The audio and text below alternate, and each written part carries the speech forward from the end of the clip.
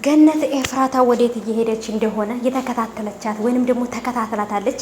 ምክንያቱም ወደ ሆስፒታል ሄጄ አንገቴን አስፈታለሁ ብላት የሄደችው ወደ ሌላ ቦታ ነው።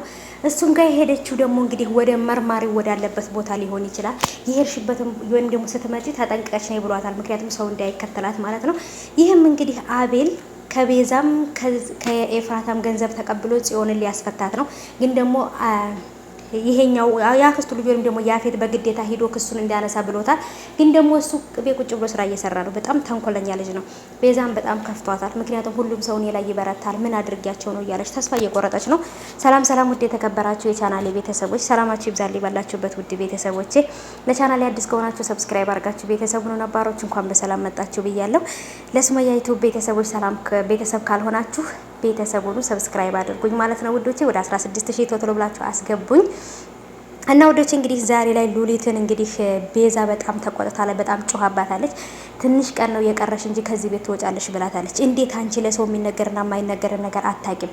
እንዴት ይሄንን ነገር ለሱ ተነግሪዋለሽ? ይሄን ነገር እንደማያውቅ እያወቅሽ እንዴት ተነግሪዋለሽ ነበር ያለቻት። እኔ ደግሞ እናንተ እንዳልነገራችሁት እኔ በምን ላቅ እችላለሁኝ? የነገራችሁት መስሎኝ ነው ያለችው። ግን ደግሞ ማንም እንዳልነገረውና ጽዮን እስር ቤት እንደሆነች ቢነገረው ልጁ እንደሚያብድ ወይንም ደግሞ ናታን እብድ እንደሚሆን ስለምታውቅ ማንም ሰው ግን እንዳልነገረው ታውቃለች።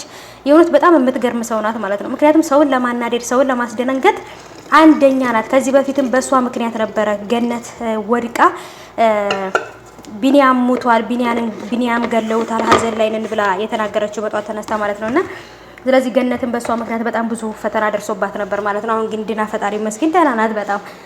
በጣም የሚገርመው ነገር ሉሊት ሰውን ከማስከፋትና የሰው ልብ ከመስበር ውጭ ሌላ ምንም የምታውቀው ነገር የለም። የእውነት በጣም የምትገርም አይነት ፍጡር ናት።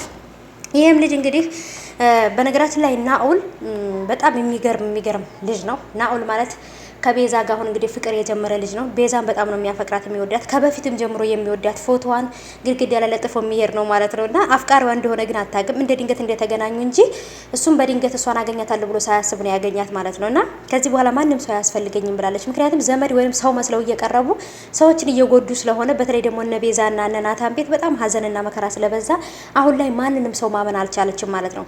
ጓደኛዋን ሁላ ሳይቀር እንግዲህ ናታን ማን ነው ያፌት እንዳገታት ሀይዋንን ስለሰማች ቤዛ ማንም ሰው ቢሆን አሁን ላይ ለኛ ጥሩ ነገር ያስብልናል ብላ አታስብም ማለት ነውና ዳግየም እንግዲህ እናቴም ትታንግዳለች፣ ለምንድን ነው እናቴ የማትመለሰው ወደ ቤት እያለ በጣም እየተነጫነጨ ነው ማለት ነው።